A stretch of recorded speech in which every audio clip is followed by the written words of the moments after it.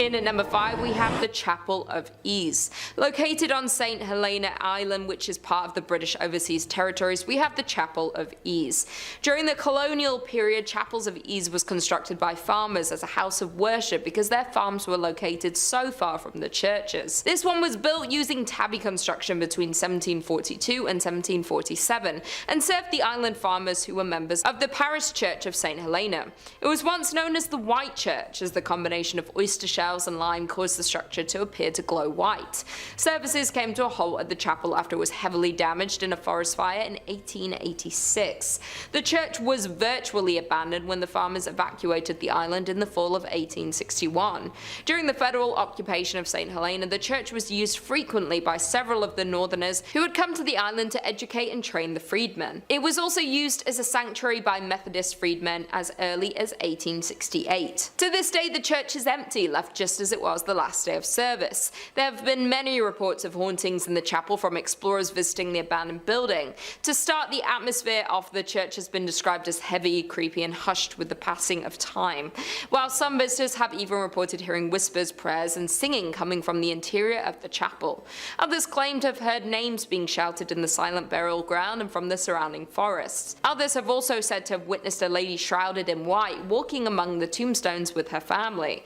Moreover, other visitors have witnessed a number of ghostly occurrences on the grounds, while individuals have reported strange sensations when walking through the church's graveyard. Not only that, visitors have seen ghostly figures of people dressed in 18th century clothing. In at number 4 we have Borley Rectory. Established in 1862, the building was originally built as a house for the residences of the parish rector.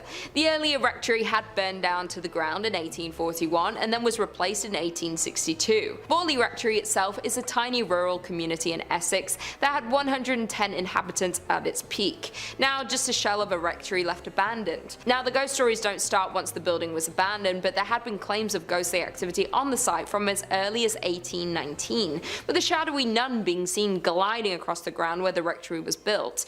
By the time the Bull family moved in, there were reports of the sound of rushing water in the house and bells ringing from unknown sources. There were also reports of disembodied sounds of crashing and heavy footsteps in empty areas of the building. As with so many cases of alleged poltergeist activity, much appeared to be in the daughter of Ethel's room, being the subject of many hauntings. In 1900, Ethel saw what looked like a nun hiding in the trees, and as they reached out to the nun, the figure dissolved in front of her very eyes. As years passed, household items went missing. There started being mysterious messages appearing on the walls of the home.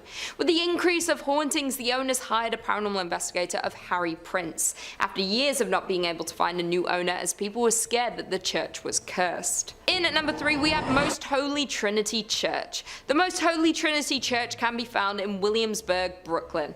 With the present day church is the third church built upon the grounds and was established in 1885. The church is known to be built on a site that had been a cemetery prior to being a church. Legend has it not all of the bodies were removed from the cemetery and that the souls of those who remain continue to inhabit the site. Not only that, but a number of people have mysteriously died while praying in the church since its doors first opened in 1885. Thus, those souls are also said to roam throughout the church building. Because of this, the lights in the church have also been known to go on and off without any reasonable explanation. At night, it is said that voices and the sounds of people walking back and forth can be heard in the building. It's been reported that priests who live in the rectory have continued to reserve the space as a guest room ever since the hauntings started, as no one has ever been willing to live in it on an ongoing basis. Guests report having heard strange noises and the sound of a person walking back and forth while trying to sleep in the room. Phantom footsteps have also been heard on the staircases in the buildings, and the dogs who were once kept as pets in the rectory would stare in a trance-like state down the basement stairs, as well as into the dining room when the building got cold. With the number of souls trapped in the building and scary ghost stories throughout the years, it's hard not to believe that this church is cursed by the devil. In at number 2 we have the Abbey of the Black Hag. The Abbey of the Black Hag lies in the centre of the West Limerick in Ireland. It has been a source of paranormal and archaeological intrigue for centuries. It is named after Catherine D. O'Connell and was originally thought to be 13th century due to Vatican records. However, it may be 100 or so years older than this. St. Catherine's Augustinian Abbey was one of the few medieval convents in Ireland during the 1290s. Pope Martin V closed the convent after the locals were terrified of one nun practicing black arts and witchcraft within the abbey, which is known known as the Black Hag's Cell. Due to the black magic performed on the grounds, it said that it brought bad fortune to the local population. The malevolent abbess was left to live out her days in the damp, deserted abbey. Due to the depraved conditions and her twisted practices, over time her skin blackened to such a degree that it gave rise to the local name for the convent, the Abbey of the Black Hag. While it's said that one ghost that haunts the convent is the Countess of Desmond, who was buried alive under the church's altar. Sightings of her menacing ghostly figure prompted an investigation of her grave, while visitors say you can hear her screams and scratching the stone to escape in the early mornings throughout the ruins of the abandoned church. And finally, in at number 1 we have St. Louis Cathedral. The cathedral located on Jackson Square, St. Louis Cathedral is actually the 4th cathedral built upon its current location. The cathedral is the oldest continually operating cathedral in America.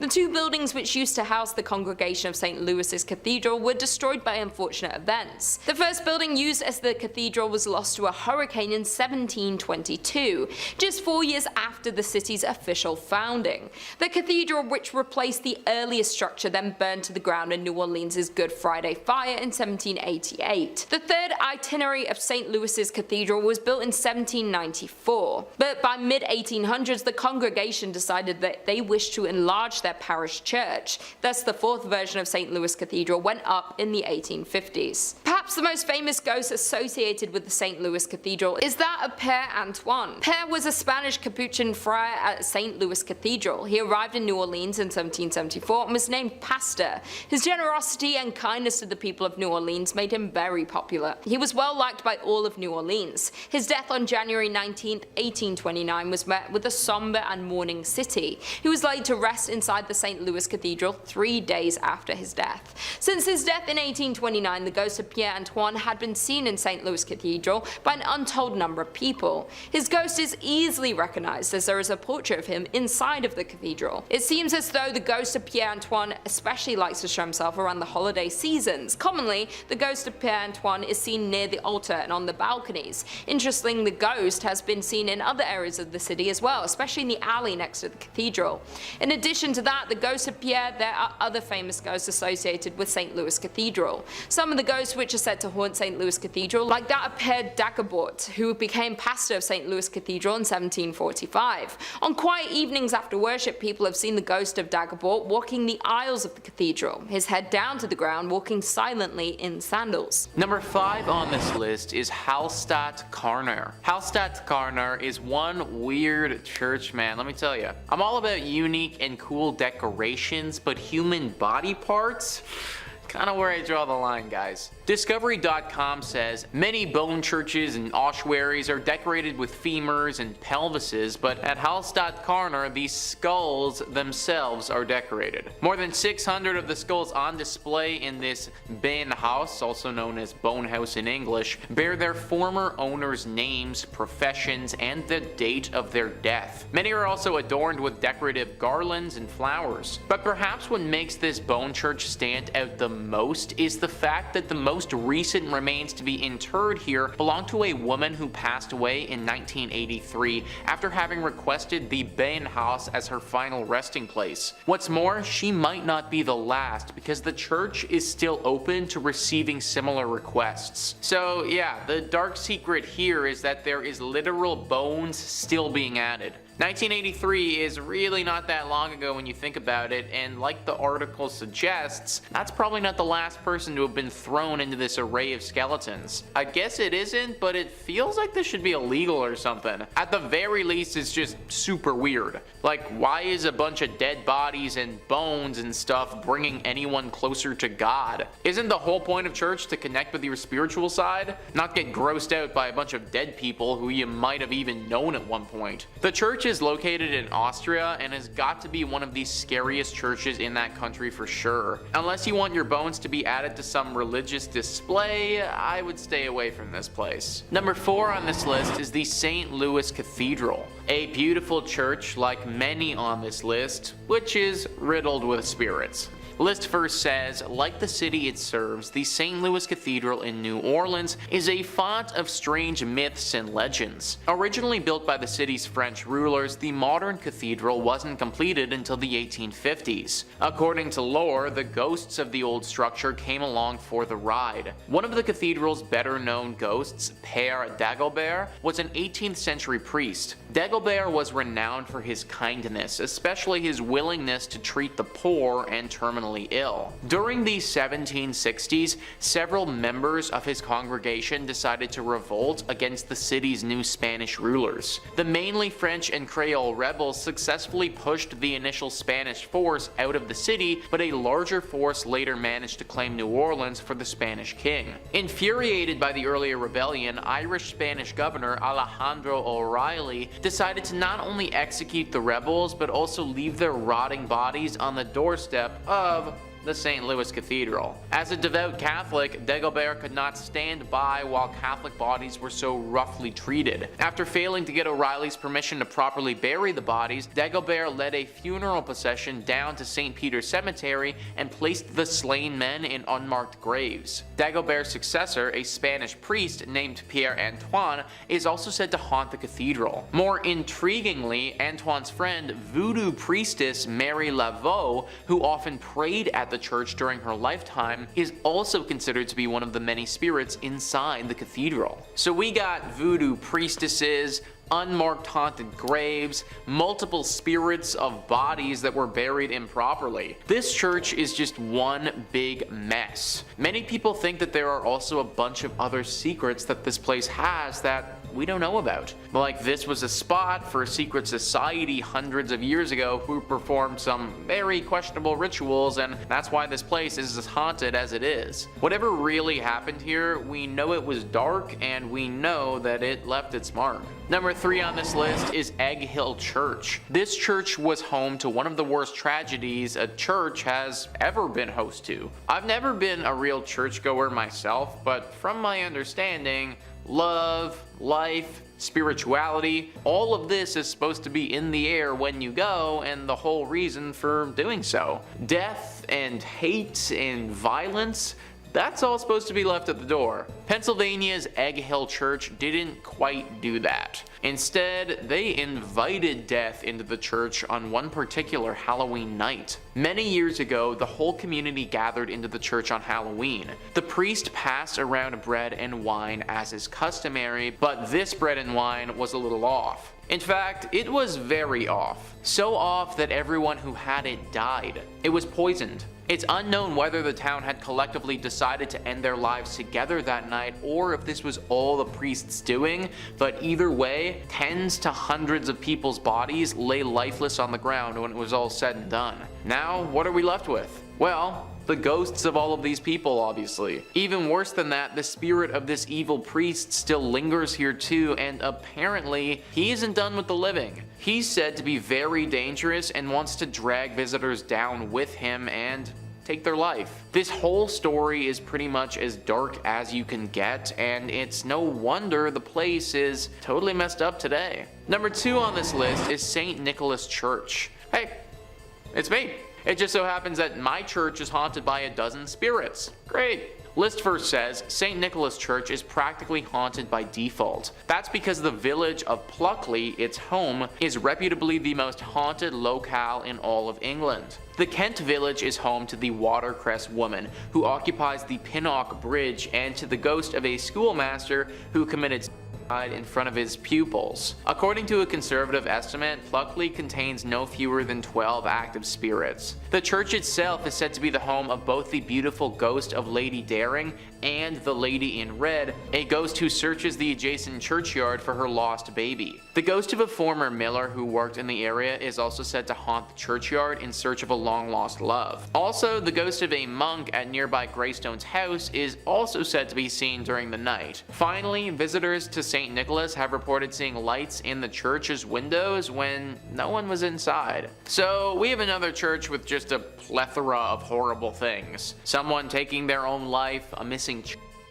a man who has lost his loved one. My question is, why did all of this happen at this one church? Like, what really caused all of this to transpire in the first place? Are we just supposed to believe that it's all coincidence, or is there actually something more afoot here? I think that's the real secret, and sadly, I don't know if we're ever going to be able to find the true answer. And finally, number 1 on this list is St. Andre's on the Red. Just that name alone, on the Red. Like, of course this place had to have some dark secrets. List first says, St. Andrew's on the Red, completed in 1849, is located in the town of Selkirk, which is more or less a suburb of Winnipeg. It's the oldest stone church in Western Canada, and it may be the region's most haunted thanks to the spirits of former plague victims. Other apparitions are said to populate the church's graveyard. Eyewitnesses have reported seeing a ghostly man clad in black and a mysterious woman in white. Also, a disembodied pair of red eyes have startled the visitors in the past, while a ghost car has been noted not far from the church's main entrance. If you're thinking about visiting the church or graveyard, be wary. Those who've claimed to have seen the various apparitions also reported having terrible nightmares the following nights. Most of these nightmares apparently involved the gates of the cemetery,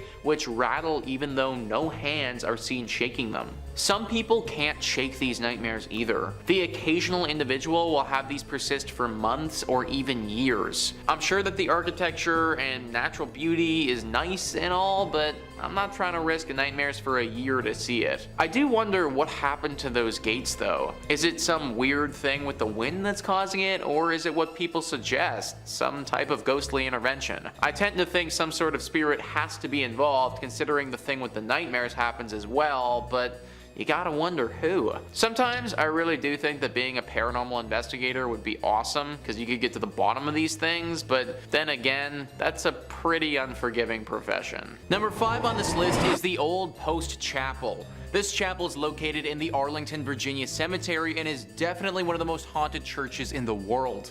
The Arlington Public Library writes, the Old Post Chapel was commissioned by Major George Patton Jr. in 1933 when he toured the chapels on the grounds of the Walter Reed Hospital.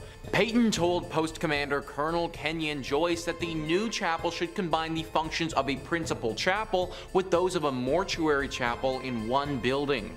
Workers broke ground in February 1934, and the chapel was officially dedicated on April 21, 1935, where it was known for its attractive spire and intricate stained glass windows.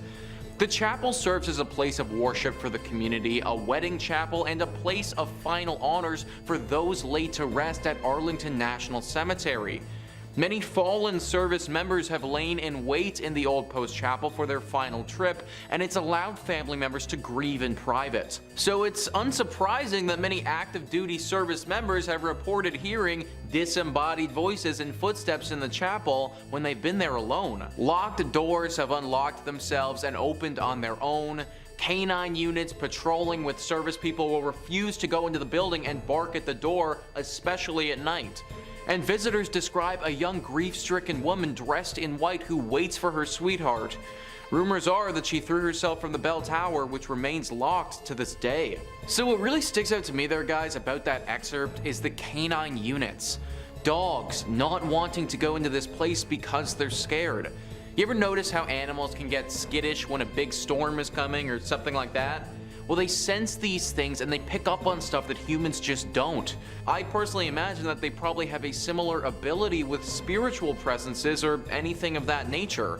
Also, considering how many people have been laid to rest here, it's no wonder why this place would be as haunted as people are claiming it to be. If you're going, then definitely pray before entering, but don't be scared to just avoid it altogether either. Number 4 on this list is the Abbey de Mortimer. This abbey was a whole thriving community at one point, but now it's a total ruin of its former self. For the purposes of this video, we're going to be zeroing in on the place of worship that they had at this spot and looking at how haunted that is.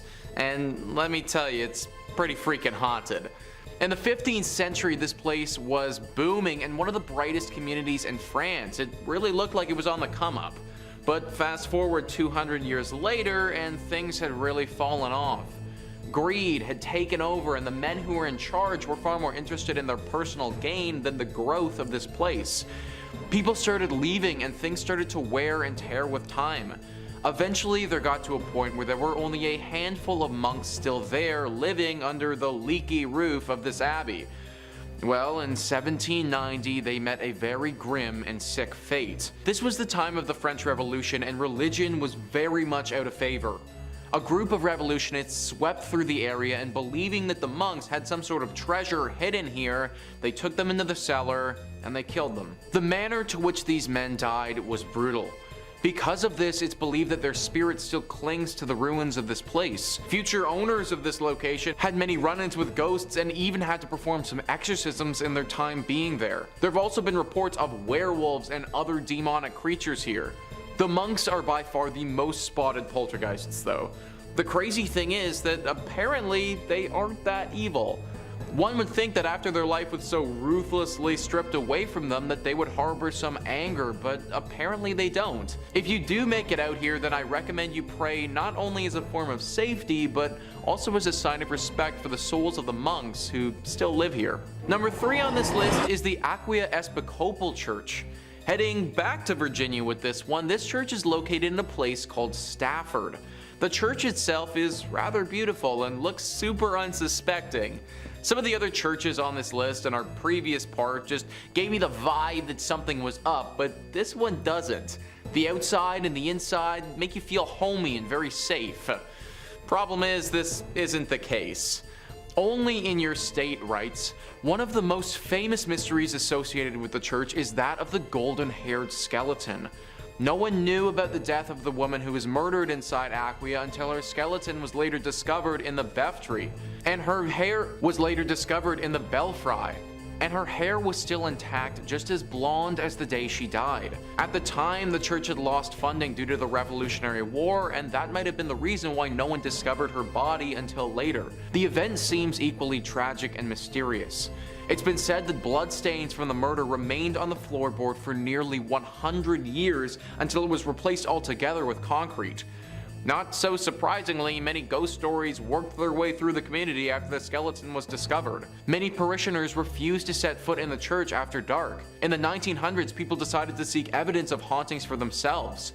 Many returned with chilling tales of having encountered an unfriendly presence. Even today, there's plenty of paranormal activity associated with the church grounds. Many visitors have reported hearing footsteps running through the graveyard accompanied by the sound of a violent struggle. Others claim to see the figure of a young golden-haired woman peering from the balcony window. So clearly this church has got a pretty dark history to it. It's said that the skeleton that was found was of a woman who was murdered by some men prior to the Revolutionary War. The church then closed for the war and reopened after it, so her body would have been stuck here decomposing for probably decades. It's no wonder that her soul hung on to this place and refused to let go. It's honestly really very sad if you ask me, because from all the reports that I read, her ghost isn't evil, it's just a lonely one. It's clear by the way she holds herself that she doesn't want to be stuck in this purgatory place, she just is. Similar to our monks, you should pray as a sign of respect before entering this church if you do ever go. Number 2 on this list is the Borley rectory. This is sometimes referred to as the most haunted place in all of England, so it definitely deserves a spot on our list. The rectory, which for those who don't know is a Church of England, was built in 1863. For a bit over 50 years, nothing out of the ordinary or spectacular happened here. It was just a normal rectory. The horror stories didn't take place until 1929. A journalist named V.C. Wall was with a photographer in the woods nearby the rectory taking pictures one evening when they saw the weirdest thing. Apparently from the outside, the rectory looked as if it had a light on within it, but the second that you walked inside, that light disappeared. This phenomenon baffled both of the men, and they thought that something paranormal might be happening. Wall also reportedly said that he saw a nun that evening, or what looked to be the ghost of a nun, walking in the garden. After they told people about this story, some ghost hunters came forward and provided an explanation. Back in the 1300s, there was a monastery here. At this monastery, a monk had a relationship with a nun. This was found out and resulted in deadly punishment for both people. The nun got it particularly bad though, because she was bricked up alive in the convent walls and left there to die. The story from V.C. Wall brought this place to the public's attention, but apparently ghost stories have been told here from long before as well. Sightings of paranormal creatures have been seen and talked about dating back before the rectory was even built on this land. Clearly this whole area is just inherently cursed and this rectory just happens to be built on it. Strange rapping sounds, bells ringing, objects moving and flying around without anybody touching them. These are all very common sightings at the Borley rectory. The ghost of this nun is also a regular character here, making herself known to newcomers quite often. If you happen to get really lucky, then you may also see a ghost coach with 2 horses and a headless coachman. Maybe lucky is kind of the wrong word to use here, but this sighting is a lot rarer and doesn't come out to everybody. Either way, the Borley rectory is way too haunted and should probably just be avoided at all costs. And finally, number 1 on this list is St. Paul's Episcopal Church. This church and the grounds that it resides on is haunted by a number of different ghouls. It's located in the Florida Keys and has seen many a tragedy in its days.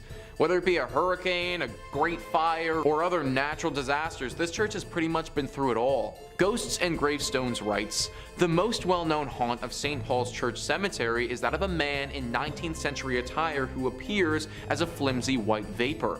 Many believe that it's the spirit of Fleming himself who seems upset. Is it because his gravesite was disturbed so many times throughout the years by all the reconstructions? Nobody knows for sure, but his apparition has startled many. Another spirit that seems to roam the graveyard is a sea captain who appears to take great pleasure in frightening visitors. And beware of the ghost of a man who was legendary for driving the pirates out of Key West. His spirit is angry and ready to taunt, and those who've encountered his apparition say that even on a day when the weather is calm, violent winds come rushing through a tree that sits right next to his grave." John Fleming, the ghost that they talk about there, was the initial owner of this land and died on the property. His wife donated said land to be used for the church, but apparently her husband's spirit never left. The story behind the sea captain is unknown. Why he's come here or what happened to him is all a mystery.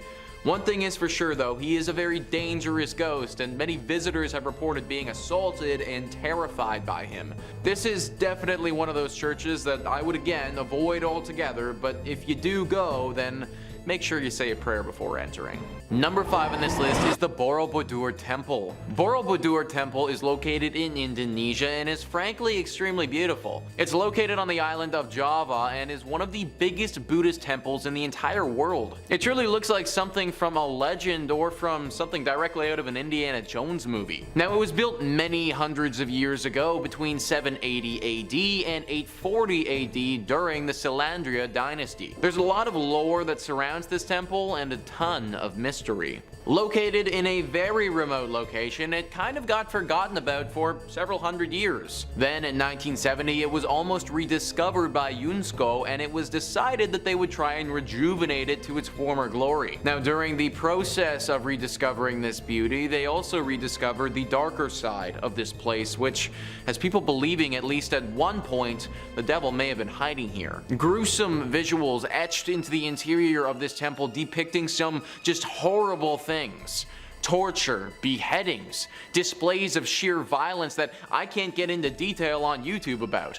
Some awful drawings showing what would have gone down here at one point in history. Also, along with these acts of violence, some drawings that seem to point to the presence of the devil. Drawings looking at potential rituals that would have been performed in honor of this devil. People worshipping the devil and praising him, all of that. Nowadays, it's pretty understood that this place no longer hides the devil.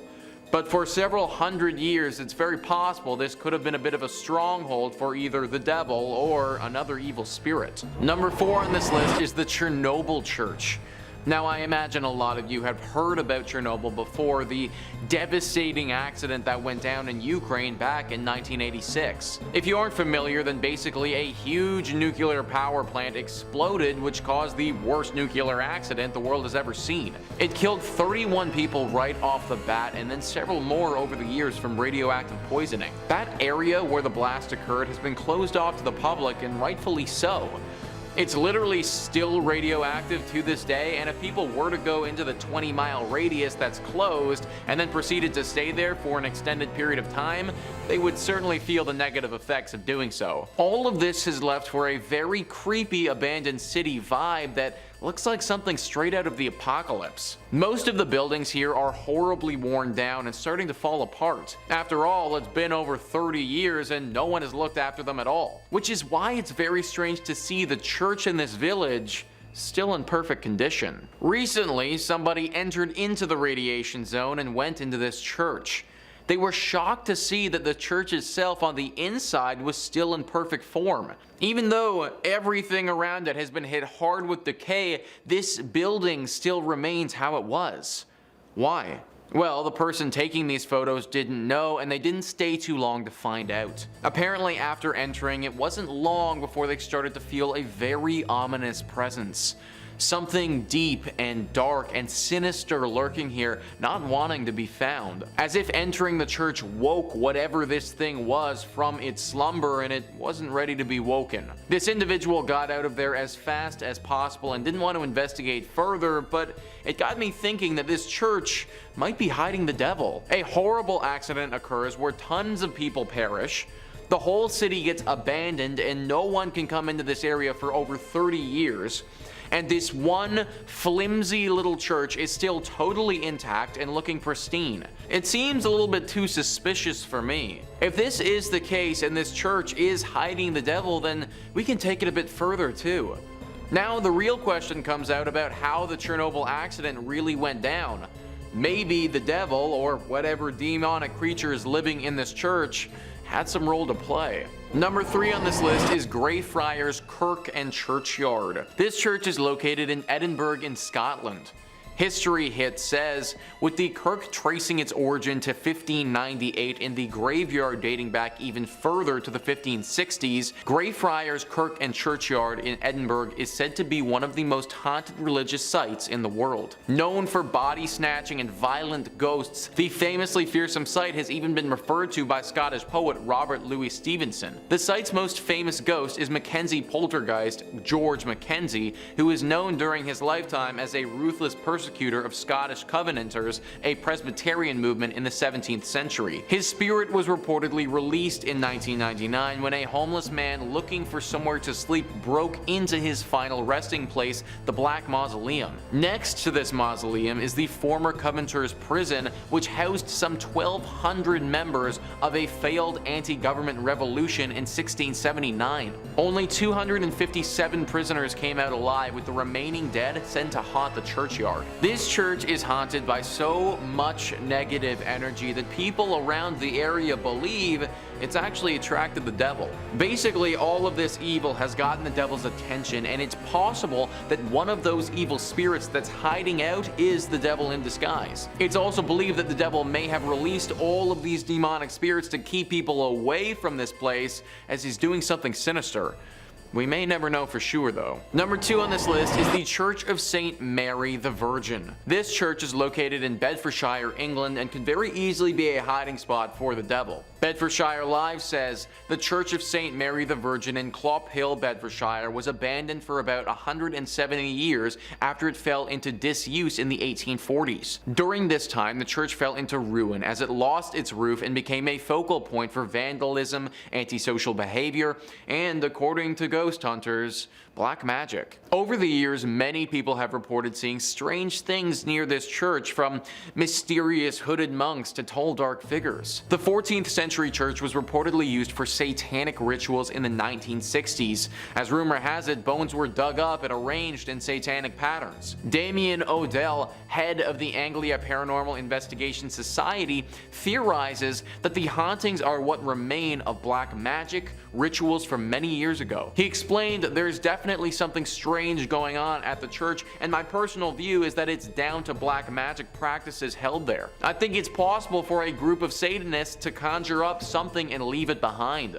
A sort of guardian or elemental. He added, if this is the case, it certainly does its job because it frightens the living daylight out of people. Other theories speculate that it's haunted because it's facing the wrong way. Churches traditionally face east, the direction from which the sun rises, which is associated with the location of heaven. However, because St. Mary the Virgin faces away from God, it's said to have opened up its doors to hell. Many locals have thought that this church is the literal church of the devil because of all the sightings sightings and the fact that it's facing towards hell rather than where it should be facing. Even if it isn't the devil that is here, it's clear that there is some sort of demonic presence for sure. Personally, I would avoid this church at all costs if I was you. And finally, number 1 on this list is Egg Hill Church. Egg Hill Church is one of the creepiest and scariest churches on this list, and it's for good reason. The church is located in Pennsylvania and has seen a horrifying atrocity committed there in the past. Before I even get into the tragedy that went down here, let's just take a look at this place and how creepy it is. It's this small barn-looking structure that doesn't look to be in good repair at all. It's got a few gravestones sitting out front of it, and it's relatively in the middle of nowhere. It looks like the sort of place where a serial killer would be lurking, or in this case, maybe even the devil. In the early 1900s, this place hosted a horrifying mass murder. The pastor of this church held a congregation, gathering everyone in the surrounding areas to this church. When they were all inside, he chained the door shut and murdered everyone. He wasn't just interested in his visitors though, because right after he was done with that, he took his own life as well. This was obviously a major shock to the community when it happened, but even to this day, it's left people baffled. The pastor apparently never showed this sick and sadistic nature in his character before, and this act of terror came out of thin air. That's why people have speculated before that he may not have been acting by himself. It's very possible that it was him in the flesh, but not in the mind. That his body was simply acting as a vessel for the devil or another spirit as they did this. To this day, locals avoid this place and claim that there is a dark force that haunts it. Maybe it's the devil just sitting, waiting in this church for his next helpless victim to wander inside. In 5th, we have the Most Holy Trinity Church in New York, built sometime between 1882 and 1885 on land that previously served as a graveyard until 1853.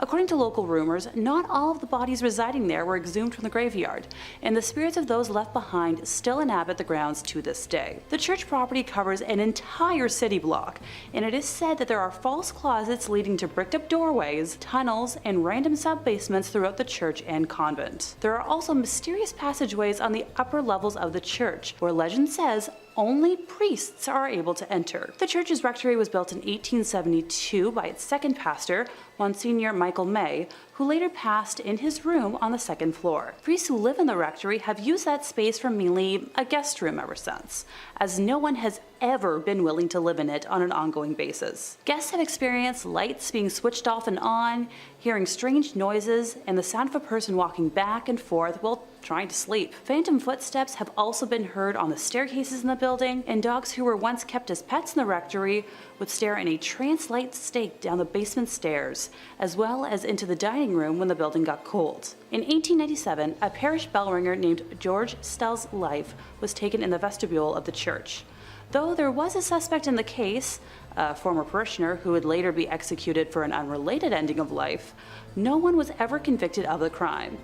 The red fluids of Mr. Stell's, as well as the red handprint of the killer, is believed to still be on the wall in a stairway leading to the bell tower. George's ghost still roams the church and is believed to be the reason why the bells will ring suddenly, vowing not to leave until his death has been solved. Moving on to our 4th place position, we have the Aquia Church of Stafford, Virginia. While the congregation was established in 1711, the physical parish wasn't built until 1751.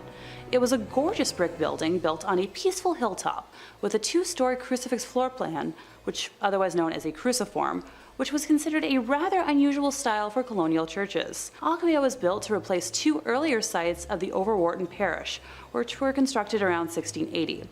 The inside of the church burned down in 1754 and was not rebuilt until 1757. It was then shut down from the Revolutionary War until the Civil War due to lack of funding, before reopening as a stable, campsite, and hospital for Union forces. It was during this closure that a young blonde woman was traveling the dark country roads, rural Stafford County, when a group of highwaymen accosted her. This time period was full of exasperated uncertainty from the war, and with it a severe lack of resources, food, and money. Men would wait hidden on the side of roads to steal the valuables from people walking or riding by their hiding spots. She ran from the men to the sanctuary of the church, but was only able to hide for a little while before they broke inside and ended her life. Her body was hidden in the tower, and the men were never caught. It wasn't until after the Revolutionary War ended in 1775 and the church was ready to reopen for services that what was left of her was discovered. A skeleton with golden blonde hair that was as intact as if she had been freshly slain. The red fluid that spilled on the floor from her death was impossible to remove. Despite using every trick known to man, the stains remained in the tower for well over 100 years, until during a modern renovation when the redness was covered up by concrete. With the facility still being in use today, members of the church have mentioned hearing footsteps walking around at all hours of the day and will break into a frantic run around the church at night, but no one is there. Noises can be heard in the empty tower, with some saying it sounds like a struggle, others describing a groan, whistle, or even a call for help.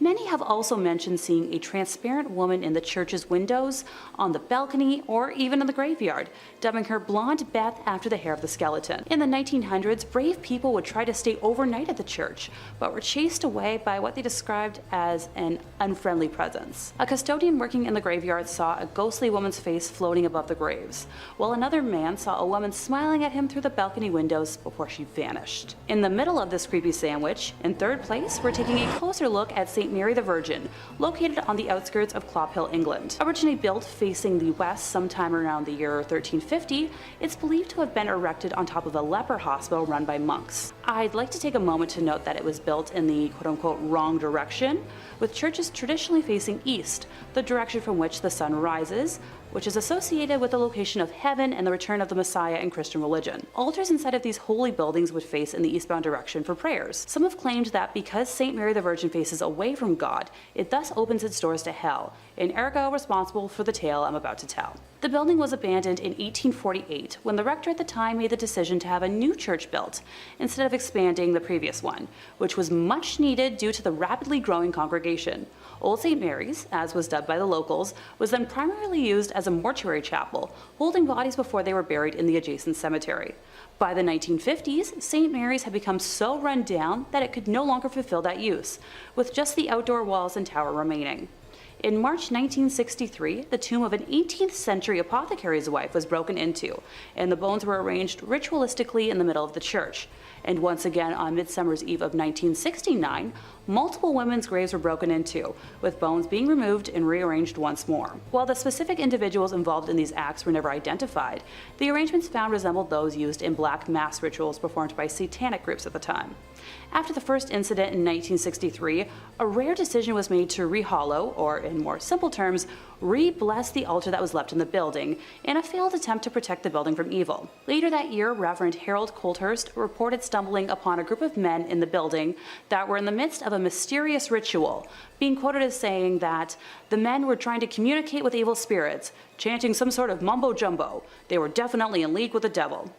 Modern-day visitors to the now landmark have reported seeing a plethora of ghostly figures during the day and nighttime, faint lights moving about before vanishing mysteriously, along with reports of a chilly and oppressive atmosphere even during warm days. In second place, we're visiting l'Abbey de Mortimer, or Mortimer Abbey. It was originally built in 1134 on land gifted by King Henry I.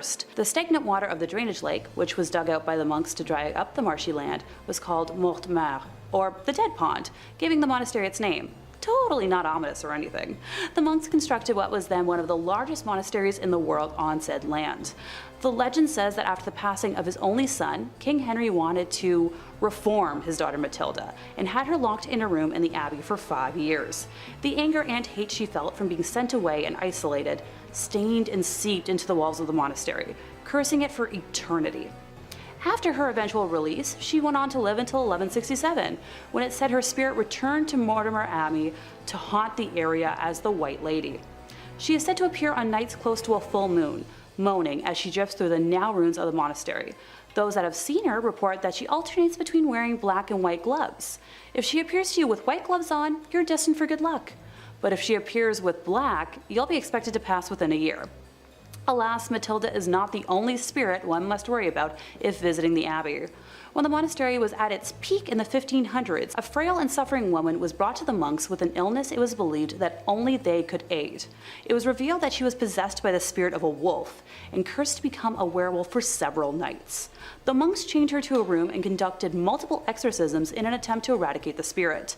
The monks were able to exorcise the evil wolf spirit or demonic force out of the woman, but it then attached itself to the grounds and walls of the monastery. Several hundred years later, in 1884, a man named Roger Saboureau was hunting in the woods nearby when he was attacked by a large werewolf. He shot it multiple times, killing the creature, but when he returned home at dawn, he found the body of his wife bearing wounds matching those he had given the wolf. People say the spirit of Roger's wife and his own heartbroken spirit still wander the area when the moon is full. The abbey was exorcised by the church in 1921, but still remains haunted to this day. And coming in first place, we have the Abbey of the Black Hag, locally known as Monastergalagduff.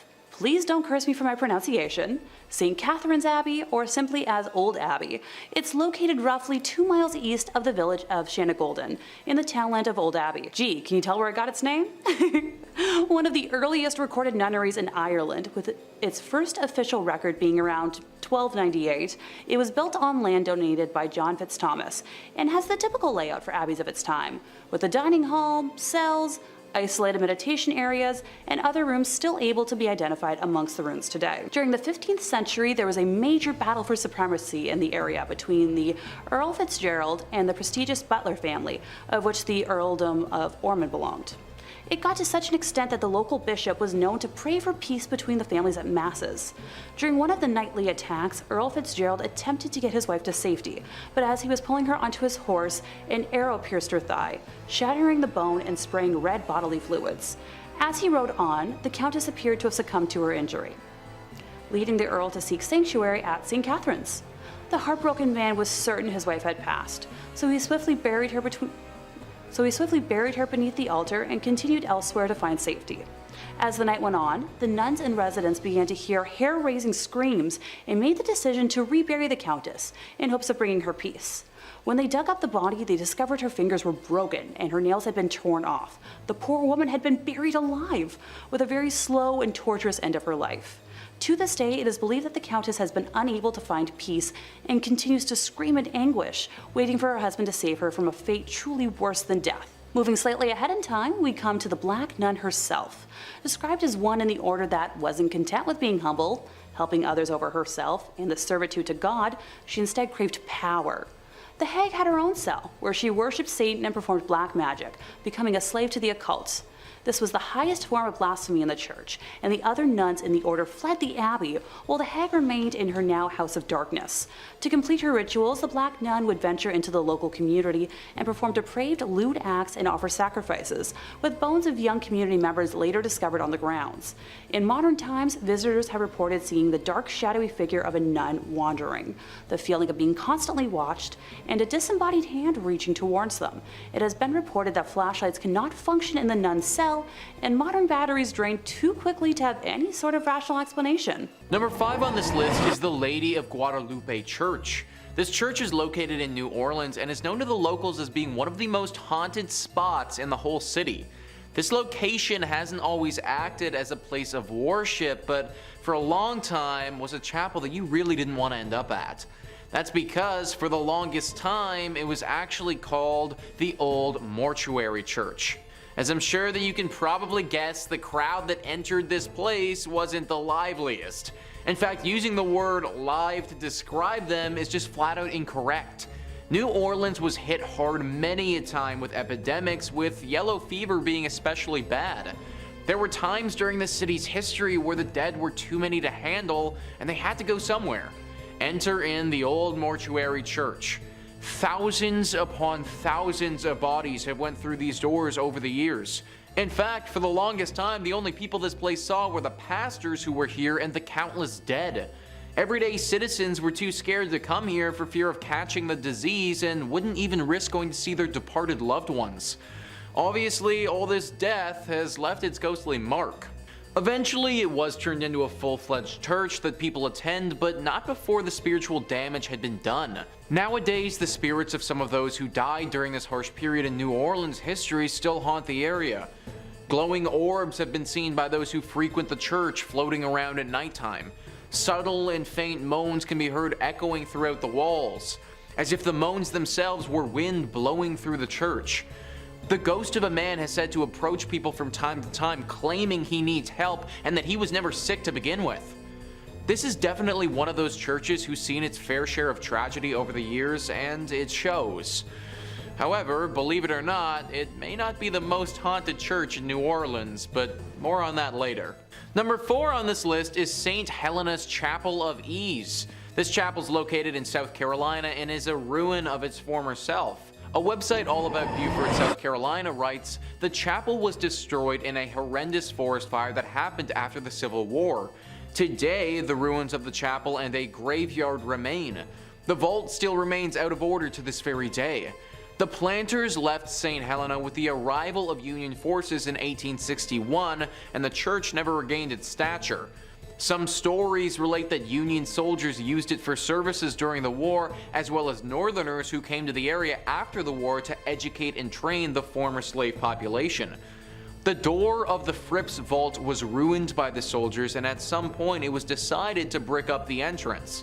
According to the story, workmen did a very good job of sealing the vault, only to return the following day to find the bricks removed and neatly stacked beside the mausoleum. This had occurred many times. Convinced that the supernatural was at work, the job remained unfinished. Local authorities had assured that no one had been in the area the previous night long enough to complete such a task. Today, the vault remains empty. The door is half sealed by bricks. One might find the experience of looking into the vacant vault more than a bit unsettling, if not downright eerie. Ever since that moment, regular ghostly sightings have been reported here. A woman dressed in 18th century clothing carrying a child through the graveyard is one of the most frequent apparitions that takes form. People have also talked about hearing people singing here, even though they'll be completely by themselves. Usually these songs sound like church songs and are quite beautiful actually. Also, just a general feeling of uneasiness has been reported at this spot very often. This place clearly has a very strong spiritual presence, and I'd highly recommend giving a prayer before entering it. Number 3 on this list is Nidaros Cathedral. Located in Norway, this is referred to by locals as the most important Norwegian cathedral and also the most haunted. Taking a look at this thing on the outside, it's certainly very beautiful, but also gives me some serious haunted vibes. And those vibes are well founded. The church was finished being built in 1300 and is directly in the center of the city of Trondheim. It's certainly been around for a large part of Norway's history, however the hauntings at this church have been pretty recent relative to how long it's been around. It all started in 1924 when Bishop Mary Gleditsch saw something pretty scary and gruesome. The ghost of a monk who had a massive slash directly across his neck. This monk has been spotted haunting the church ever since, but the weird thing is, nobody knows why. Historians have combed through Norway's history and can't seem to find a time that any order of monks would have stayed at this church. Now, at the end of the day, this doesn't mean that having a ghost monk is impossible by any means. It's totally possible that a singular monk just happened to be at this church for some reason and through some tragedy died, or by the nature of that cut was potentially murdered. Whatever his reasoning for being there, he certainly is. Many visitors have spotted him, and some have said that they've seen him playing the organ in the church before. I personally can't imagine stumbling upon a monk whose throat is totally cut playing the organ. This is definitely one that deserves a prayer before entry. Number 2 on this list is St. Louis Cathedral. So we already talked about the Lady of Guadalupe Church, but the only reason that church even exists is because of the St. Louis Church. Also located in New Orleans and arguably more haunted than the previous one. This church is interesting because one could argue that it's been around a lot longer than the other New Orleans one, but that also isn't necessarily true. That's because this is actually the 4th church to go up on this spot. 3 previous times the church that was here has suffered serious damage that caused it to get replaced. One was from a hurricane that swept through the entire area and totally knocked the church to the ground. One was by a raging fire, and one was simply by wear and tear of being around for so many years. It was during one of the times that this place was in disrepair that that other church was built. Along with these incidents, it should also be noted that the church used to be used to bury some of New Orleans' prominent figures. So when you walk through this church, you're literally walking over a ton of graves in the process. Through the deep history this church has, it's no wonder that ghostly sightings are a regular here. Perhaps the most famous ghost associated with St. Louis Cathedral is that of Père Antoine. Pierre was a Spanish Capuchin friar at the St. Louis Cathedral. He arrived in New Orleans in 1774 and was named pastor. His generosity and kindness to the people of New Orleans made him very popular. He was well liked by all of New Orleans. His death on January 19, 1829 was met with a somber and mourning city. He was laid to rest inside the St. Louis Cathedral 3 days after his death. Since his death in 1829, the ghost of Père Antoine has been seen in St. Louis Cathedral by an untold number of people. His ghost is easily recognized as there's a portrait of him inside the cathedral. It seems as if the ghost of Père Antoine especially likes to show himself around the holiday seasons. Commonly, the ghost of Père Antoine is seen near the altar and on the balconies. So guys, what I just read is from an article written by Ghost City Tours describing how serious this haunting is at this church. Apparently, Père Antoine isn't the only ghost either, but people have reported seeing the ghost of another pastor and some other apparitions of what looks to be people from the 1700s. Clearly, something about a New Orleans church is very attractive to the paranormal. And finally, number 1 on this list is the Abbey of the Black Hag. This church would be a tad bit difficult to pray before entering because there isn't too much left to enter. It's located in Ireland and is a ruin of its former self. The story starts many hundreds of years ago when this place was referred to as St. Catherine's Augustine Abbey. This place was established in 1298 and was pretty great right up until the last abbess took over.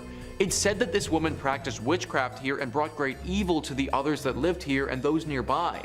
Pope Martin V caught wind of this and ordered the immediate closure of this place. Everybody left, except for the witch. She stayed here completely by herself, practicing magic all day and all night. Eventually, through her consistent spell practicing and probably the fact that she never bathed ever, her skin blackened to such a degree that people started referring to this place as the Abbey of the Black Hag. Apparently, this witch still resides here to this day, and the locals fear going here and risking her wrath. Tales have been told of livestock going missing, weird symbols appearing in the ground, and even the occasional child wandering into this area never to be heard from again. I feel like praying before you go to a place like this might not actually help that much. In fact, I'd just try avoiding it altogether if I was you. Number 5 on this list is the Templo Mayor ruins. So a church is typically defined as a place for Christian worship, but let's loosen up that definition just a little bit and start thinking about it as a building or landmark where people would have worshipped higher beings. If we start thinking about it like that, then the Templo Mayor ruins can certainly qualify. Mexico has a lot of haunted spots, but this is at the top of their list for sure. Gaurav Gupta writes, this archaeological site in Mexico has a blood-soaked past. It is a haunted Aztec civilization site that has made its presence felt throughout the time. Around 4,000 people were brutally killed to please Aztec gods. The priests would cut out the beating hearts from the victims' chests and then throw their lifeless bodies on the stairs of the Aztec temple. Aztec's last emperor, Cuauhtémoc, made his last stand invading and sightings of shadow figures. 4,000 people were likely sacrificed here. That is a truly absurd amount of sacrifices. Then throw on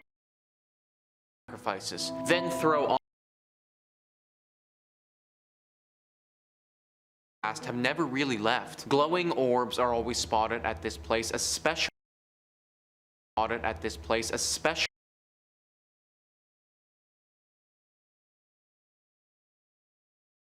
sort of like what happens to people in the latest season of Stranger Things, if any of you have watched that. They have a very hard time explaining what has happened to them after the fact, but they know that it was the dead. This is accompanied by a giant beam of light that flashes into the sky. There is evil here, there just has to be. All of the death that has transpired over the years has left a horrible stain on this place, and evil has congregated here. No one knows what type of evil or what spirit is behind this, but just just know that this is a scary place that you should probably avoid. Number 4 on this list is the Ness Church. Ness Church is a Norwegian church that is no longer operating. It's a collection of ruins now and a very popular spot for ghost hunters. The ghost hunters have discovered that electronic equipment, or your standard cell phone, isn't going to do so hot in this church. For whatever reason, the second that you bring anything like that in, it just completely shuts down. If one wants to have an electronic device here, then it needs to be specifically made to withstand strong spiritual energy. The most popular myth surrounding the ghostly presence that resides here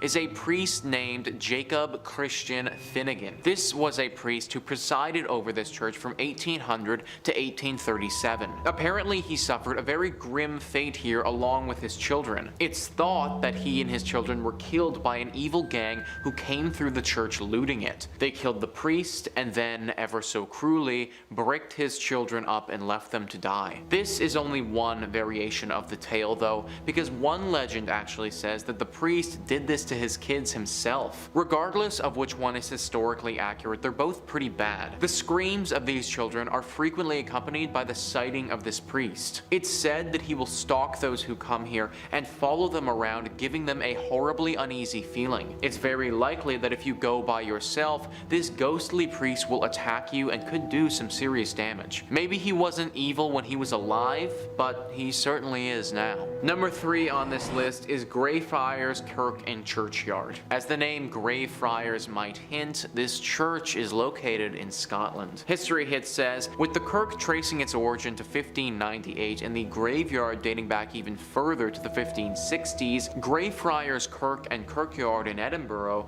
is said to be one of the most haunted religious sites in the world. Known for body snatching and violent ghosts, the famously fearsome site has even been referred to by Scottish poet Robert Louis Stevenson. The site's most famous ghost is the Mackenzie poltergeist. George Mackenzie, who was known during his lifetime as a ruthless persecutor of Scottish Covenanters, a Presbyterian movement in the 17th century. His spirit was reportedly released in 1999 when a homeless man looking for somewhere to sleep broke into his final resting place, the Black Mausoleum. Next to this mausoleum is the former Covenanters prison, which housed some 1,200 members of a failed anti-government revolution in 1679. Only 257 prisoners came out alive, with the remaining dead said to haunt the churchyard. The negative energy that surrounds this church is said to be so strong that it's attracted some pretty powerful beings. The devil is the one being that people associate with this place. Some believe that this church is actually a secret lair for the devil, that these other demonic spirits are working to keep us away from this place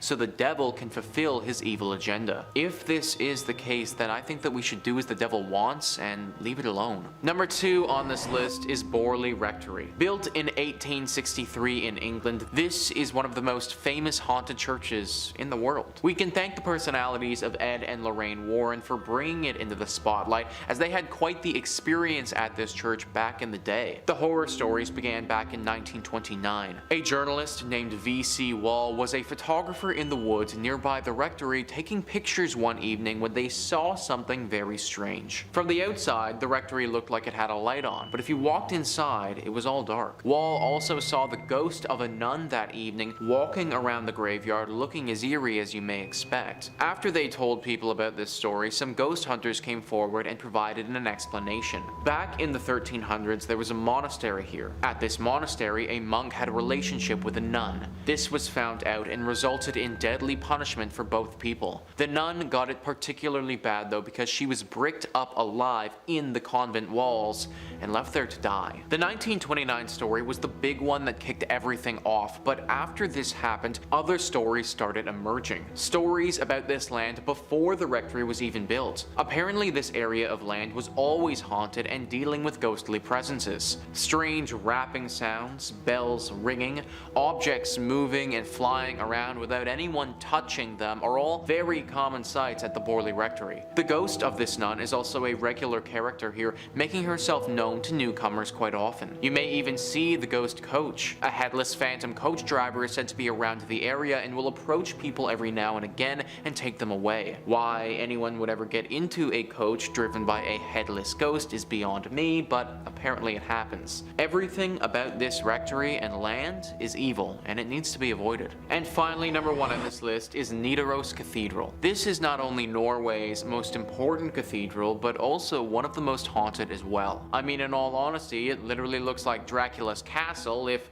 Dracula's castle was a cathedral. It was constructed in the 1300s, but the actual hauntings didn't begin until relatively recently in its lifetime. In 1924, Bishop Mary Gleditch saw something pretty scary and gruesome: the ghost of a monk who had a massive slash directly across his neck. Ever since that day, this monk is seen very regularly. Nobody knows why though. People and historians have looked through the history of this cathedral and can't seem to find any record of a big monk population ever staying here. However, it doesn't make sense that this random monk ghost would just show up out of nowhere, so you have to imagine that he was here at some point before. You also have to imagine that he got that cut on his neck here too. All of it is very dark and mysterious and makes you wonder what else happened here that wasn't documented. But there you have it, folks. That is our list of the top. Coming in at 5, St. Paul's Episcopal Church, Key West, Florida. St. Paul's Church is the 4th church structure built by St. Paul's between the 1800s and early 1900s. And though it may look bright and new, this is because the church has been rebuilt numerous, and I mean numerous times. The original church, made of coral rock, was completed in 1839. However, it was destroyed during the Havana hurricane in 1846 and was rebuilt in 1848. Once again though, the church was destroyed when the Great Fire of Key West struck in 1886. However, by some good fortune, the rectory survived unscathed, and the rebuilding once again began on the 3rd structure, ending in 1887. However, disaster struck once again though in 1909 when the church was destroyed by a powerful hurricane. This time though, the parish hall survived, as well as the rectory. The church was once again rebuilt and construction was completed in 1919. However, during all of these rebuilds, it was discovered that the site was once a Seminole burial ground, with the land being previously owned by the Fleming family before the church was built, and the land was only granted after the widow was assured her husband's remains that were interred on the land would not be disturbed. However, this is where it gets spooky. Legend has it that the promise was broken and the widow's husband, John William Charles Fleming, was removed from the site. Spookier still, according to some locals, his ghost still wanders the site. Other apparitions have been reported as well in the graveyard, one being a ghostly group of children who were killed in a fire set by a jealous deacon who was taking revenge on his unfaithful wife. Yeah, yikes. Coming in at 4, St. Andrew's on the Red, Selkirk, Canada. Built between 1845 and 1849 to serve the local community of retired Hudson Bay Company personnel, this church is located in a small suburb of Winnipeg, located on a lightly forested hill with an incredibly impressive Gothic design. It is by far the oldest stone church in Western Canada and has definitely had its fair share of paranormal activity. The church became an old campfire story among young teens and rebellious kids who would dare their friends to walk backwards around the church 3 times, with the expectation that you would disappear. Now, of course, that never actually happened, but it was still a frightening tale to tell children so they didn't wander through the cemetery at night. Now, what makes this church truly chilling is that victims of influenza, diphtheria, typhoid, and tuberculosis from the early colonial era were interred here, and their restless spirits are said to still wander the grounds of the church. Specifically, some visitors have reported disembodied red eyes floating through the cemetery, organs playing spontaneously, as well as a mysterious woman cloaked in white who is known to rattle the gates of the church.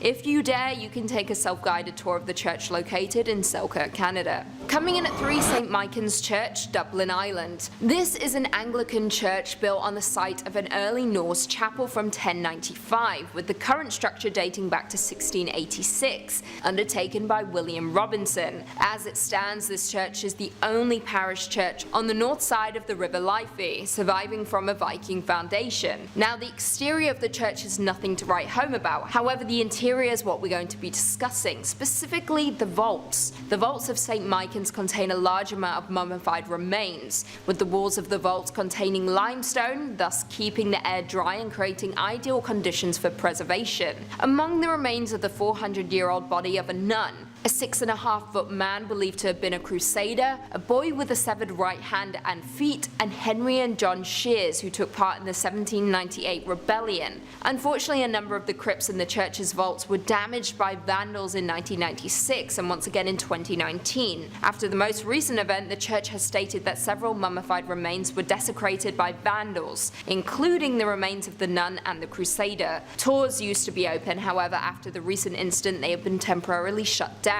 Not only will you be dealing with the enraged spirits of the dead when visiting this church, but also the despicable living. Coming in at 2, Cathedral of the Assumption of Our Lady, Guadalajara, Mexico. Also known as the Guadalajara Cathedral, this is a Roman Catholic cathedral of the Archdiocese of Guadalajara and was built in 1541 in the Spanish Renaissance style with neo-Gothic spires. However, though the building is beautiful, it has been plagued by hauntings and tragic events. On May 30th, 1574, during Mass, neighbours fired shots into the air. Some of the bullets fell onto the cathedral and started a fire, ultimately damaging the building. A second tragic event struck in 1818 when an earthquake shook the city, causing the towers and dome to collapse. The cathedral was of course repaired, however it continues to be in danger. It was damaged by earthquakes in 1932, 1957, 1985, 1995 and 2003. However, outside of natural disasters, the cathedral also has a ghostly side to it. One of the most popular attractions is of course the Crypt of Archbishops, which is truly chilling. However, more chilling still are the mummified bodies on display there, with one dating back to the 1700s, which belongs to a child that was killed for converting to Catholicism. Some visitors to the cathedral have claimed that they have seen her eyes blink and have witnessed her hair move. Very spooky indeed. And finally, coming in at number 1, St. Thomas Anglican Parish of Mulgoa, New South Wales, Australia. Designed by Reverend Thomas Mackison and built from 1836 to 1838, this church is incredibly striking with a Gothic revival design and is said to be one of the most haunted churches in not just Australia, but in the world. Though the church is youthful in appearance and located in a semi-rural area, it is hiding an incredibly dark and tragic history. Legend has it that 2 young boys died in a fire in the bell tower of the church after a prank went horribly wrong. Since that fateful day, any kind of light, even candles, anger the spirits of the boys' restless spirits. According to a Facebook group, Haunted Places of Sydney, they say, I quote, "There's an urban legend that claims that if you drive laps around the church at night, the headlights of your car will switch off, and if you continue, the car will stall." However, it isn't just the church's legend that is creepy. The surrounding cemetery is also filled with monuments that date back almost 200 years ago. With monuments that date back almost 200 years, adding to the creepy factor. As of right now, the church is owned by Anglican Church Property Trust and was added to the New South Wales State Heritage Register on April 2nd, 1999. Number 5 on this list is Rosslyn Chapel. Rosslyn Chapel is located in Scotland and is arguably the most haunted church in that country. This chapel has a ton of ghostly legends surrounding it that lead to the lore of its hauntings. The Rosslyn Chapel actually writes themselves. In July 2006, a group of actors were rehearsing in the chapel for a play they were about to do at the Edinburgh Festival. One said that he saw a fairy-like figure in the grounds of the building. Another was locking up the chapel at the end of the rehearsal. As he was doing so, heard the voice of a child in the crypt. Obviously, he didn't want to lock the child in overnight, so he went down to the crypt to get the child, but found that there was no one there. Another tale says that the ghost of a white lady haunts Rosslyn Chapel. Legend has it that she is a girl from the St. Clair family who was bewitched by an evil spell and sleeps in an enchanted chamber. Here, she is waiting to be rescued by a knight. Once rescued, the spell upon her will be broken and the knight will be granted great treasures. And yet another tale is of a phantom dog which roams the grounds around the chapel, and on stormy nights its ghostly barking can be heard. We got a fairy, we got a child, we got spells, we got a dog. This chapel has everything that a paranormal lover could ever want. They also didn't mention in that article about the ghosts of the monks that supposedly lived there. This used to be an area where a bunch of monks would meet while they were alive, and it seems as if their ghosts have never left. And the crazy part about all of this is that nobody knows why this church is as haunted as it is. Most places that are tied to spirits have some sort of horror story to go along with them, but there really isn't anything here at all. I suppose it's possible that this church just happened to be built on an area where tons of spiritual energy has gathered. Hit me in the comments down below what you guys think happened to this place to get it like this, cause I'm honestly stumped. Number 4 on this list is the Ness Church. This church is located in Norway and is no longer functioning. It's actually a collection of ruins now and a very popular spot for ghost hunters. The ghosts here are very interesting and unique. It seems as if they have a strong connection to electronic devices, because whenever anyone brings an electronic device to this place, it will immediately stop working and start flashing uncontrollably. If one wants to have an electronic device here, then it needs to be specifically made to withstand strong spiritual energy. The most popular myth surrounding the ghostly presence that resides here is of a priest named Jacob Christian Finnegan. This was a priest who presided over this church from 1800 to 1837. Apparently he suffered a very grim fate here along with his children. People believe that at some point a gang of thieves came to this place and murdered him. Along with his death, they took his children and bricked them up in the church, leaving them there before ransacking the place and taking any valuables. An even darker version of the legend says that the priest did this to his children himself and then promptly hung himself in the church for the locals to later find. I'm not too sure which legend is the true one, but either one would have left their dark mark behind. The screams of these children are frequently accompanied by the sighting of this priest. It's said that he'll stalk those who come here and follow them around, giving them a horribly uneasy feeling. At this point, the church is nothing but a ruin of its former self, and considering the ghostly presence that's waiting for you, I just avoid going altogether. Number 3 on this list is the Church of Agia Theodora of Vasta. This church is located in Greece and is one of the most unique churches you will ever see. Sticking out of this tiny Byzantine church's roof is 17 holly and maple trees. These are sizable trees as well and grow over 30 meters tall. There are 2 versions of how this church got its ghostly presence, and they're described well by Greeker than the Greeks. They write, coming from a family of only girls, Theodora, to save her father from having to join the army, disguised herself as a boy and joined up. Not long after joining the army, a local girl, believing Theodora to be a boy, and when Theodora, for obvious reasons, rejected her, the girl, out of revenge,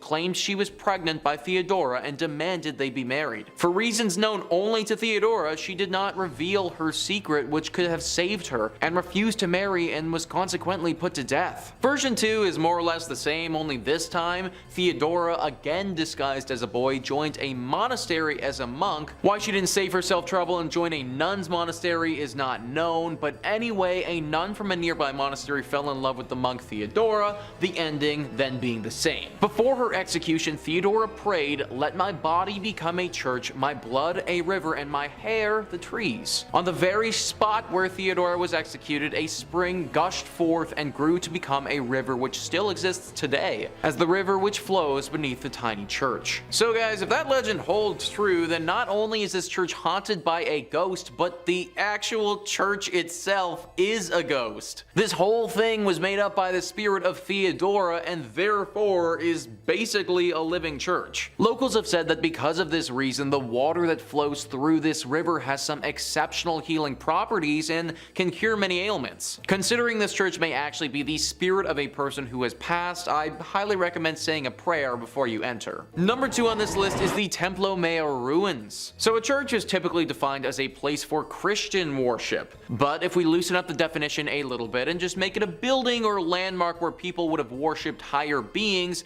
then the Templo Mayor ruins can certainly qualify. This temple is one of the most haunted places in Mexico, and for good reason. Gaurav Gupta writes, this archaeological site in Mexico has a blood-soaked past. It is a haunted Aztec civilization site that has made its presence felt through the time. Around 4,000 people were brutally killed to please Aztec gods. The priests would cut out the beating hearts from the victim's chest and then throw their lifeless bodies on the stairs of the Aztec temple. Aztec's last emperor made his last stand against invading Spanish armies before he was tortured and killed. This Aztec is now a museum, and tourists report strange, sensational feelings and sightings of shadow figures. 4,000 people were likely sacrificed here. That is just an insane number of people to have died over the years. Not to mention the fact that a battle took place here, and that would have caused more loss of life in great numbers. Needless to say, the spirits of those that passed have never really left. Glowing orbs are always spotted at this place, especially in the evening. Some people have also felt contacted by the dead before. Like they go into a deep trance and get a vision of something to come or something happening in a totally other life. From my research, they've had a hard time explaining it, but they know that something paranormal has touched them. Some locals have even noted a bright light flashing up into the sky at this place before. It happens very infrequently and doesn't seem to have any rhyme or reason to it, but every now and again you can spot a beam of light blast into the sky. I don't think it's unbelievable to think that this place is deeply haunted with all of the death that's happened here. From my reading, it seems to be decently safe to visit if you go during the daytime, but I'd still say a prayer to those that were lost here. And finally, number 1 is the Chapel of the Dead. This one is really interesting because it's actually a crypt underneath a big church. The Chapel of the Dead, or the Capuchin crypt, is located in Italy and it's underneath the Santa Maria della Concenzo dei Cappuccini church. This church is located in Rome and was built in the 1600s. The church itself wouldn't be haunted if it wasn't for the 3,700 skeletal remains that are found underneath it.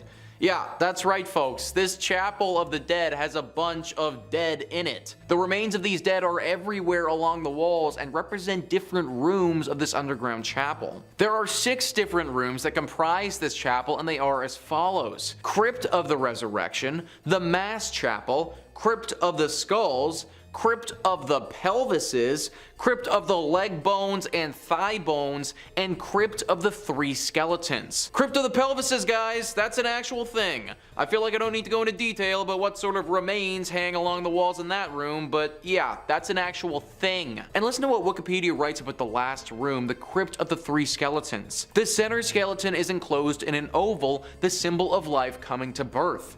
In its right hand it holds a scythe, symbol of death, which cuts down everyone like grass in a field, while its left hand holds the scales, symbolizing the good and evil deeds weighed by God when he judges the human soul. A placard in 5 languages declares. Obviously, with all this being said, this place is deeply haunted. It sounds like something straight out of an Indiana Jones movie, and from what locals have said, it definitely could be. Severe bad luck can befall those that enter into this chapel, and it seems to be totally random. I could enter it and be like 100% fine, but you could enter it and just have horrible things happen to you for years. It's a really interesting place to read about, but definitely not the sort of place I'd recommend visiting. Coming in at number 5, we have Oradour Church in France. Located in central France, a few miles from Limoges lies a now abandoned town called Oradour-sur-Glane. The town is now filled with empty houses, train lines that are out of order, and a sign of tragedy. With roadside walls pocked with bullet holes, fire marks, scorching stone houses, the church roof has gone through some massive explosion. This tragedy happened on June 10, 1944, when Adolf Dieckmann received information from members of the Vichy regime that SS officers had been captured and were being held by members of the French resistance at Oradour-sur-Vaires. Dieckmann led his team to Oradour-sur-Glane intent on revenge. Whether he went to Oradour-sur-Glane instead of Oradour-sur-Vaires on purpose, or whether he mixed up the 2 towns because of the similarity in their names, is something we will never know. The men of the village were quickly rounded up, then herded into a variety of surrounding barns and garages, as the women and children were confined to the local church. Then a gas explosion was placed in the church and lit aflame. There was only a handful to survive the tragic accident that happened at the church of this town. With all the lives lost in the church and surrounding town of that night, it is said to be haunted by many spirits. As some witnesses report, as they stand at the church's windows at night, they see the dark spirits of the people who lost their lives walking through the ruined village's deserted streets. Others state they often smell the aroma of burning wood and flesh as it lingers over this abandoned village. Until recently, the new residents would leave gifts along the border of the village of the martyred as a peace offering for the spirits that still haunt the church. In the end, we will never actually know the reason behind the attack upon the Oradour Church on June 10, 1944, though some think there was an evil entity or spirit upon the church that coerced the attack to happen. Coming in at number 4, we have St. Mary the Virgin, England. In an English village, you'll find the Church of St. Mary the Virgin, built around 1350 just outside the main settlement. The church in Clophill, Bedfordshire was abandoned for around 170 years after it fell into disuse in the 1840s. There are a few odd things about this ancient little church, the most significant being that it was supposedly supposedly built facing the wrong direction. Churches are traditionally oriented to face east, the direction from which the sun rises, which in the Christian religion is associated with the location of heaven and the return of the Messiah. Churches are positioned with the altar facing east so people will pray in that holy direction. Some have claimed that because St. Mary the Virgin Church faces away from God, it thus opens its doors to hell. Indeed, the church has a long history of reported hauntings and supposed satanic rituals. The 14th century church was reportedly used for satanic rituals in the 1960s. As rumor has it, bones were dug up and arranged in satanic patterns. A paranormal investigator has speculated that some kind of black magic was performed at a church in Clophill, making it one of the most haunted places in Bedfordshire. The investigator explained that there's definitely something strange going on at the church, and this personal view is that it's down to black magic practices held there. He explains that he has also had many people confess the terrifying experience that they've had with the church. One filmmaker told the investigator that he saw a dark shape that was extremely tall coming towards him. The filmmaker and his colleague ran when he felt something grab his arm, even though he couldn't see anything. Once police arrived to the scene, instead of laughing the claim off, they congested that they've spent a lot of time guarding the abandoned site, as many people experienced the same thing. Over the years, many people have reported seeing strange things near the church, from mysterious hooded monks to tall dark figures. In at number 3 we have Egg Hill Church, Spring Hills, Pennsylvania. Considered one of the most haunted churches known to man, we have Egg Hill Church in Spring Hill, Pennsylvania. The church was built in 1860 and was out of use by the 1920s. The most well-known story about Egg Hill Church is of the great number of people that supposedly lost their lives. This occurred at the turn of the century in the 1800s, when the pastor at the time ended the life of his whole congregation by poison and kept them in the nearby woods. Other stories say that the pastor only ended the life of the people of the parish. He reportedly would end their lives one by one under the mysterious circumstances and got away with it, until the day that he would be discovered, where he would end his own life in the church. Some who have been to the church say they have seen drawings of pentagrams and goats appear on the walls and ceilings, written by some unknown entity. Others say that from outside the church you can hear strange noises coming from the inside when the church is locked up and supposedly empty. Some claim the sounds are similar to children's voices. Therefore, there is no doubt that this haunted church has the potential to be cursed by the devil. In at number 2 we have Aquia Episcopal Church in Virginia. This church is said to be one of the most haunted churches in Virginia. Legend says that the church and the church graveyard, which has graves dating back to 1738, are both home to paranormal activity that has taken place for over 200 years. Even the early years of the church being opened were marked with tragedy. In the mid-18th century, a woman was hiding from a group of men within the church's walls and lost her life. Even more upsetting was the fact that she was not discovered until years later, when the church reopened after the Revolutionary War. No one knows exactly the details of the loss, yet there have been several claims of paranormal activity since. Her hair just as blonde as the day she lost her life. At that time, the church had lost funding due to the Revolutionary War, and that might have been the reason why no one discovered her body until later. Moreover, it's been said that blood stains from the murder remained on the floorboards for nearly 100 years, till it was replaced altogether with concrete. Many ghost stories worked their way through the community after the skeleton was discovered. Many parishioners refused to set foot in the church after dark. In the 1900s, people decided to seek evidence of hauntings for themselves. Many returned with chilling tales of having encountered an unfriendly presence. Built before the Civil War, this church is reportedly visited by the ghost of a soldier killed during the conflict. The most haunted part of the building is the church tower. Others claim that the reason for the haunting involves a young woman who was murdered there. The eerie lights and unexplained sounds are reason enough to stay away after dark. Even today, there is plenty of paranormal activity associated with the church grounds. Many visitors have reported hearing footsteps running through the graveyard, accompanied by the sound of a violent struggle. Others claim to see the figure of a young golden-haired woman peering from the balcony window. With all the tragedies and loss of lives that happen within the walls of this church, not to mention the paranormal activity, it's safe to assume that there is some evil spirits and energy cursing the church. And finally, in at number 1 we have St. Columcille, Ontario. Dating back to 1855, St. Columcille Church was founded and located in the hamlet of Uptergrove. The original frame church was torn down and the present brick edifice was constructed in 1905. This structure sits on a hill far back from the road and can easily be viewed when driving on Highway 12 east from Aurelia. The ghost stories have been spreading since over 100 years ago, classifying the church was haunted, and these tales have been circulated ever since. Today, the church is deemed haunted by some local residents and visitors. There have been many reports of ghost sightings, shadowy figures that will suddenly appear, creaking doors and eerie music that will play randomly from the organ. There have also been numerous reports of shadowy sightings of a figure wearing a black hat that floats through the choir area, creating chills for those who had observed it. Mysterious candlelight has been seen flickering from the windows on stormy nights. Many believe the spirit responsible is that of a former priest who, according to legend, pledged to complete a specific number of sermons, though he lost his life before he was able to attain that number. Now some churchgoers say he is returning to fulfill that promise. Number 5. St. Mary the Virgin Church. Clop Hill, England. I gotta say, that sounds like it's a fake place, like where Sir Topham Hatt lives. Well, not only is it real, but it's home to a bone-chilling haunted church, St. Mary the Virgin Church. Now, St. Mary was built in 1350 outside the main settlement of totally real place Clop Hill. Traditionally, churches are built facing the east. I didn't know that. It's so it can align with the sun rising, which in Christianity is associated with heaven and the Messiah. Churches have their altars facing east, so you pray in that holy direction.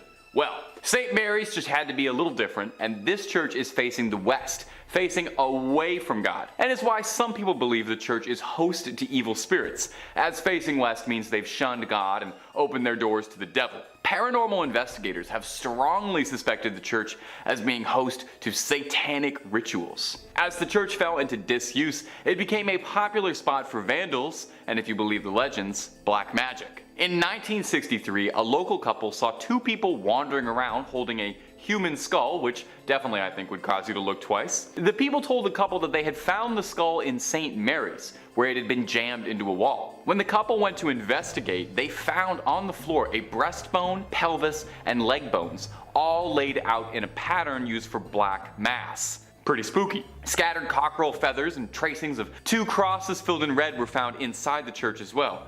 And as if that wasn't slightly unnerving enough, they also found that 6 graves of women in particular had been tampered with as well. All signs seem to be pointing towards some dark rituals happening at St. Mary's Church. Common sightings at the St. Mary's Church range from smaller scale things like strange screeching during the night or hearing the bell going off despite being long abandoned, and the more threatening reports seeing tall, dark figures wandering the ruins of the church, perhaps getting themselves ready for another ritual, or perhaps they've been contacted by a ritual and are arriving. Only thing I know is I won't be checking out the midnight mass there anytime soon. And if you're interested in way more scary stories of all manners, cryptids, conspiracies, churches, hauntings, aliens, we've got a little bit of everything at Top 5 Scary. So click on through, find something to get cozy with, and subscribe, and make sure you hit that bell so you catch all of our videos as they drop. But do all that stuff at the end of this one, okay? Because we got way more haunted churches for you coming right up. Number 4. Our next entry on the list today is going to be the Aquia Episcopal Church. And if you haven't said that, try saying that 10 times fast. I dare you. Located in picturesque Stafford, Virginia. The church has 200 years of history to it,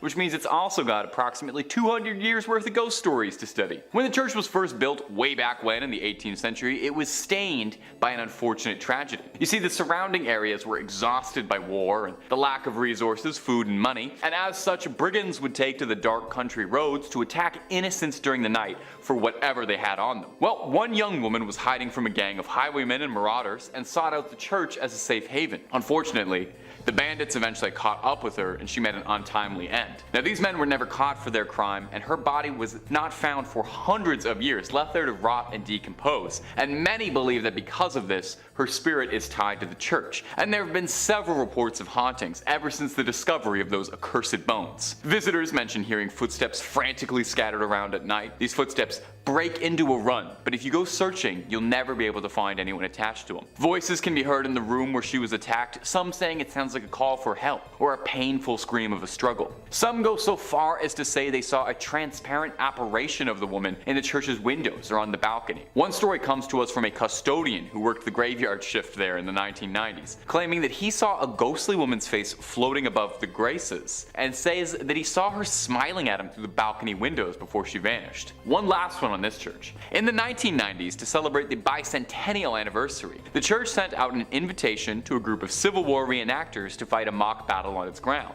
During the night, one of the reenactors was complaining that there was a red and orange light that was flickering the entire night during the church that prevented him from sleeping. The man explained this to the father of the church, and the father explained back that there was no electricity in the vestry, and that the light must have been the spirit confused by why the Civil War had started up again. Imagine, you're a ghost, you're already out of time time, and then you look outside and you see guys from your time, my little ghostly sense of the world would be so thrown off. I would have to buy a new ghost calendar. Number 3, Monaster Nagayal Duff. Or Abbey of the Black Hag, if you don't got all that time. Wow, you see that? You see what that church is called in that little chyron below me right now? I'm just supposed to pronounce that with like my lips? Okay, it's also called the Abbey of the Black Hag, and that's what we're going with. We're not calling it that other thing. I'm not doing that. Black Abbey of the Hag, only name this church has ever gone by, and it was built in 1298. And it was one of the well-known medieval convents in Old Ireland. The remains of the abbey still stand today in a secluded valley, making it already mysterious and supernatural place just that much more supernatural and overgrown and spooky. I mean, the place is called the Abbey of the Black Hag. You don't name a place that unless it's extremely haunted or if there's like a cool boss fight or something there. Sounds like it's straight out of Dishonored. It's believed that the last abbess, horrible word by the way, in charge of the abbey practiced witchcraft, and in the scary way, okay? She brought death, misfortune to the surrounding areas. Pope Martin V condemned the abbey, not being down for witches at all. The accused witch left to live out in the damp, deserted abbey by herself, which she probably loved because it sounds scary. Over time, her skin blackened, her hair furled, and her soul twisted, leading to the place being renamed the Abbey of the Black Hag. And if you can believe it, there's actually more to this one. The Count and Countess of Desmond once called the abbey home when attempting to flee their attackers, where the Countess was fatally struck by an arrow and buried by her husband. But it wouldn't be the end of the Countess, because sightings of a ghostly figure around the ruins of the abbey were common, meaning someone eventually went to dig up that grave, finding worn out finger bones, meaning she was still alive when she was buried. It's said now that a woman's panicked shrieking can be heard in the early hours around the abbey. Number 2, the Borley Rectory. The Borley Rectory is an old London estate that has the unique distinction of being considered the most haunted building in the United Kingdom. No big deal, or anything. Almost immediately after its construction, stories of hauntings started to creep out. One of the first local legends says that in the 12th century, a priest and a nun had a naughty little affair, and when they were discovered, the nun was bricked up and left to rot in the nearby church. Since then, they say that her spirit roams the rectory. In 1900, 4 daughters of the then estate owner all said that they saw a nun wandering around the estate late at night. They tried to talk to her, but got no response back, just a scary ghost stare. The family claimed they'd see this nun around the property, and on one occasion they thought they saw the spectral apparition of a horse-drawn carriage with a headless rider, some real Sleepy Hollow stuff. From there on, there was all these reports of bizarre sounds or strange shadows creeping out the corner of your eye. In 1927, the estate changed hands as the original family owning the estate had all passed on, and a new family, the Smiths, had moved in. Shortly after, they discovered a human skull in the cupboard in a brown bag.